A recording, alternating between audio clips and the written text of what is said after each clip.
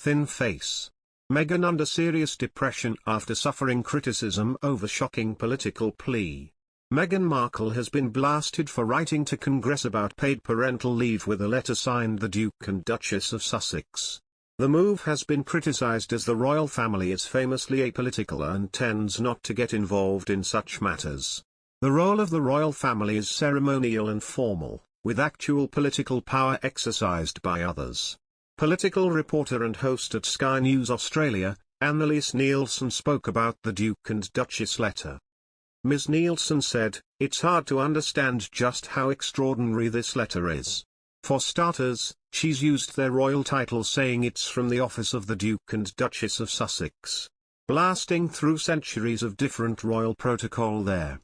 Royal commentator Angela Mollard spoke to the Australian morning programme Sunrise hosts about the letter.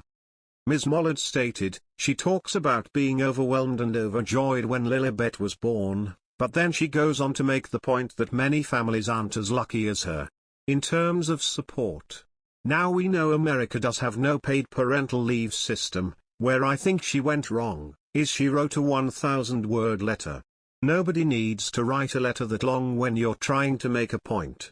Meanwhile, in U.S., Republican Jason Smith suggests she and Prince Harry should be stripped of their royal titles for her interference in U.S. politics.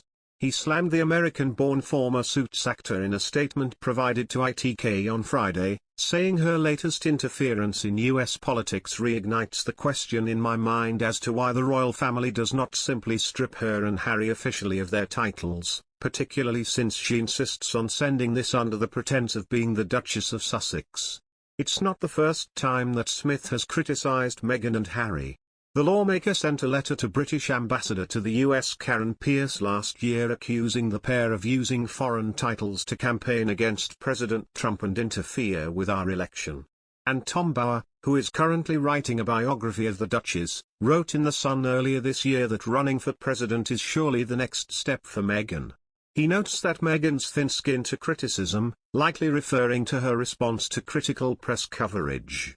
He said, "Although her political rhetoric is skeletal and her skin is thin to criticism, surely that is the next step on her crusade for goodness. Criticism is an inherent part of politics, as politicians throw dirt at each other and with the public willing to castigate politicians for any decision they disagree with. Sometimes this criticism lurches into abuse, too, with analysis from Amnesty International showing that women and ethnic minorities often face the brunt of this." Mr. Bower wrote, "To get that prize will require a lot of learning, endless travel and an iron constitution to survive exhausting political meetings and defeat the critics. Meghan certainly has the guts and self-belief to fight to the top of the greasy pole. The question is whether she has the stamina." When asked about the possibility of Meghan running for president in 2024, Donald Trump said he hopes it happens. He said, "If that happened, I think I would have an even stronger feeling toward running. I am not a fan of Meghan." Meghan Markle used her royal title in the letter to U.S. politicians also sparked fury. One Twitter user referred to the American War of Independence. He said, "First time an English royal title has been used to lobby politicians in a republic that won its independence from the crown by violent revolution in 1776. The U.S. franchise of British royalty is clearly out of control. Time for diplomats from both countries to intervene." One Twitter user commented, "It's so inappropriate." Another, Royal Ian, wrote, "Interesting indeed.